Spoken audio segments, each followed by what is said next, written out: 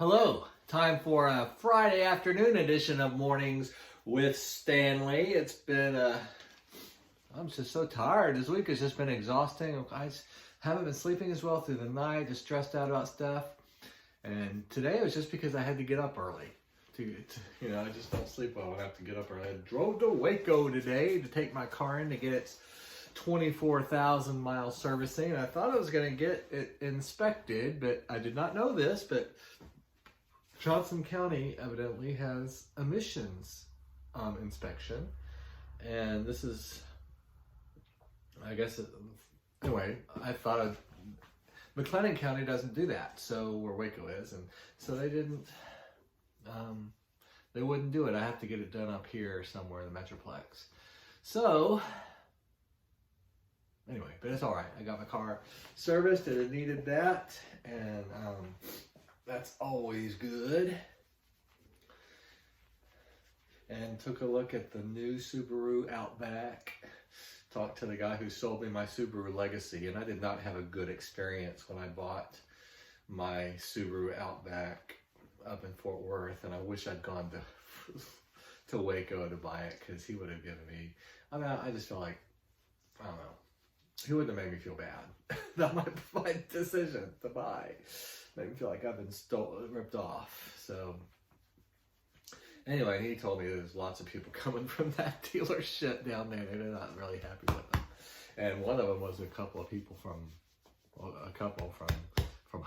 Because I don't remember. I don't think it was last May, but the time before I went to have my car serviced, they were there, and they were telling me, yeah, they'd gone to that dealership in Fort Worth many times, but they wouldn't go anymore. So I wasn't the only one. So anyway, that's where we are.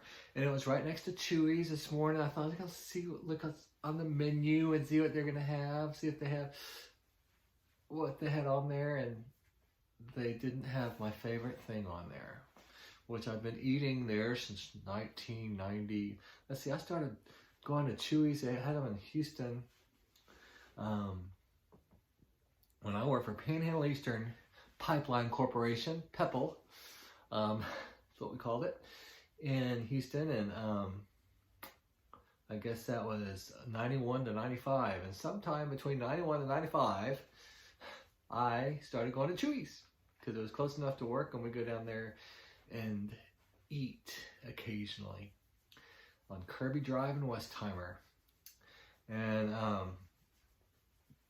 anyway, I had chili rellenos, and they were different than any other chili relleno I've ever had, and I loved them. I almost always get that. I've had the chimichanga before. A couple of times I've had other things. And in fact, what I had today was, they didn't have the chili rellenos on the menu anymore, and I was kind of mad. It's like, why would you take that off my menu? The menu. I'm not even going to come there anymore. So I started looking at other restaurants, like a Saltgrass Steakhouse. And I was also kind of thinking, Mexican food is not good for my diet. I'm so close to my goal. Do I really want to eat Mexican food and set it back another week or so? And so I went to Saltgrass Steakhouse, and just last night I looked online at the Saltgrass Steakhouse menu, and just last night I got a text from a friend of mine in Virginia who used to be in my college and career group there, and she texted me and said that she was at Texas Roadhouse, and they're playing all my exes live in Texas, and of course I didn't make any comment about her being at Texas Roadhouse, except for the fact that when the first time I ever ate at a Texas Roadhouse is when the one opened in Richmond. And so back between 98 and 2002, sometime in there, probably 2001, 2002, went to Texas Roadhouse, and they had country fried steak on the menu. And I was like, country fried steak? Nobody eats country fried steak in Texas. It's chicken fried steak. That's how I knew that was not from Texas. And so I Googled it. Turns out they were from Indiana. I knew it. And so I just went on this rant that I often do. I can't believe they call it country fried steak. That's how I knew it wasn't from Texas. And like, look on Saltgrass Steakhouse menu today. And what did they have? Country fried steak. what planet are these people from? I think they're Yankees. I know they're from Texas. It's a Texas chain, but I've never heard anybody call it anything other than chicken fried steak my entire life in Texas. And I know I've lived away for a few years. I lived away 7 years when we lived overseas and 5 years when I was in seminary. So 12 of my almost 57 years have been in Texas. And I never heard anybody call it country fried steak. That just chaps my hide. So anyway, I went to Chuy's and I had chicka boom boom enchiladas, which is chicken enchiladas with the boom boom sauce is a Hatch green chili, which I love Hatch green chilies, and queso. It's really good, very, very good.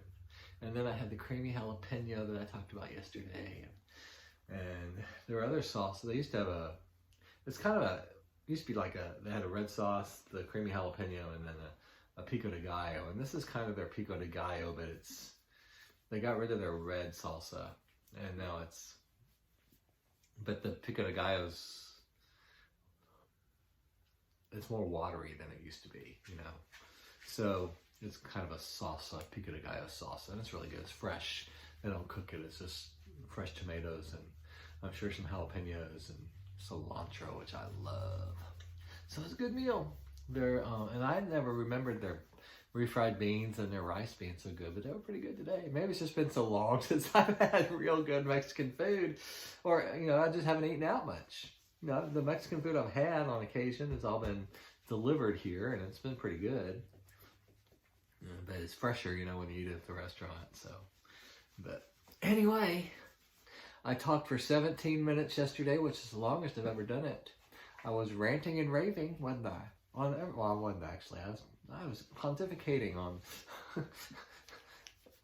on stuff I was reading. So anyway,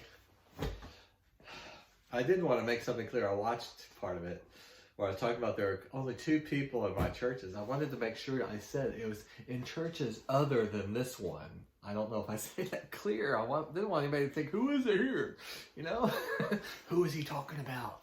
And I also want to say that those 2 people that I really didn't care for at those other churches did not care for me either. So it was mutual. It wasn't just me. Okay, Stanley, let's put you outside and I can... They are really wanting to go for a walk.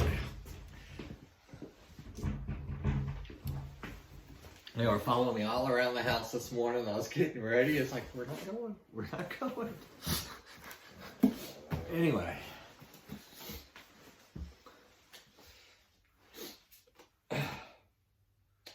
I know you're just wondering, who could possibly not like Andy? There are 2 people in this world. Maybe a few more. Maybe a whole bunch, I just don't know. We'll see.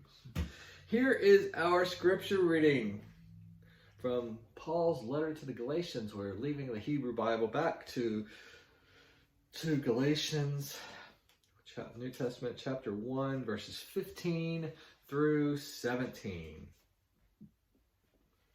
But when God, who had set me apart before I was born and called me through his grace, was pleased to reveal his Son to me, so that I might proclaim him among the Gentiles, I did not confer with any human being, nor did I go up to Jerusalem to those who are already apostles before me, but I went away at once into Arabia, and afterwards I returned to Damascus. The word of the Lord. Thanks be to God. And now our reading from Christian Maturity by E. Stanley Jones. So we're reading today from Friday of week 46, Destiny in 3 Forms. We are emphasizing the art of receiving. A very able pastor laid low with a heart attack for 8 months in a hospital received a booklet from the hospital entitled, Prepare to Meet Thy Good. He thought at first that the last word was misspelled, but it wasn't. The pamphlet said that the setup in the hospital was all for one thing, and for one thing alone, the patient's good. So prepare to meet that good. Don't fight against it, feel its bondage or something to be tolerated. prepare to meet your good. His whole attitude changed, and when he came back to his pulpit, he preached as his first sermon, "Why I thank God for my heart attack." Before he had been struggling and tense and anxious. Now he became surrendered and receptive and relaxed. Now he knew how to take.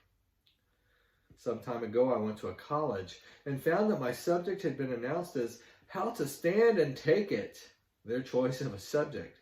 The subject pointed to the attitude of being able to take what come, to stand anything that happens.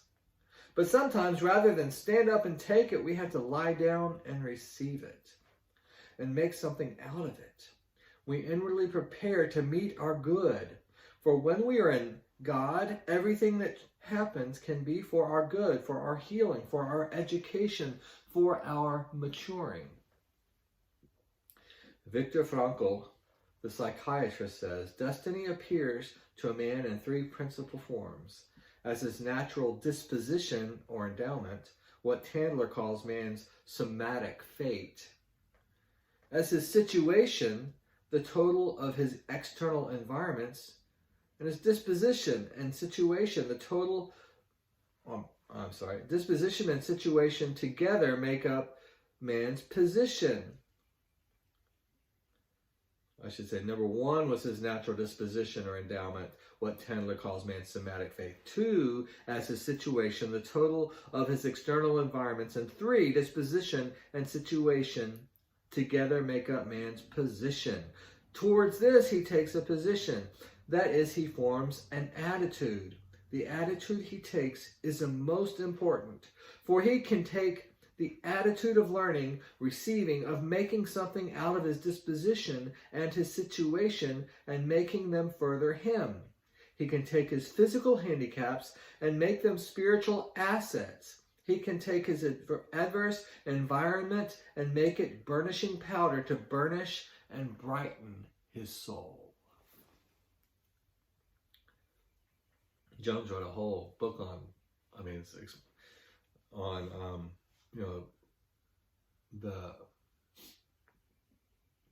the Odyssey.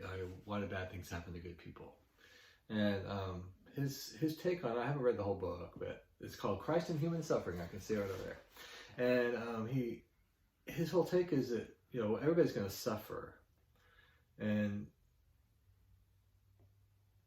use the suffering, use whatever limitation you have as an advantage, and learn how to use it for the good. And I'm just trying to, I can't think right now of any example he had in that book because I didn't read very much of it. But, we learned from, I remember when I was in Richmond, I worked briefly, for about a year as a ministry intern at First Baptist Church in Richmond. Beautiful old church right there on Monument Avenue,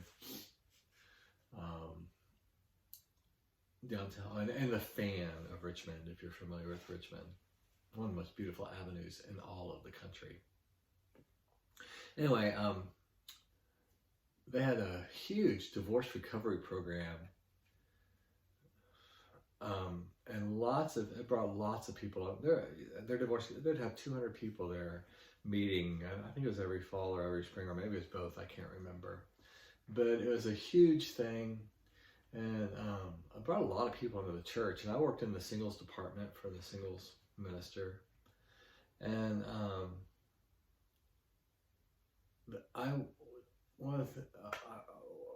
taught a Sunday school class in the older singles group, which was mostly divorced people. And I just remember all these people that talked about their divorce and how awful their divorce was. They would not want to go through a divorce. They wish they hadn't gotten divorced, but they all grew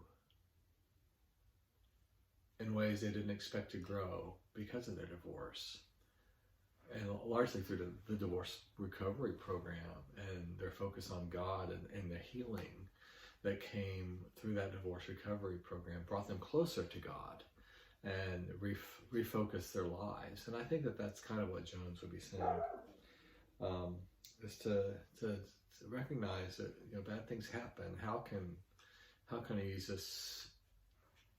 how can I see God in this situation? Not that God caused it, but how can I see God bring me out of it? And have a better relationship with God afterwards. Here is our I'm doing another really long one. I apologize. Our prayer for today, if I pray really quick, I might be shorter than yesterday. Oh God, my eternal teacher, help me to be taught by everything that happens and by every person I meet.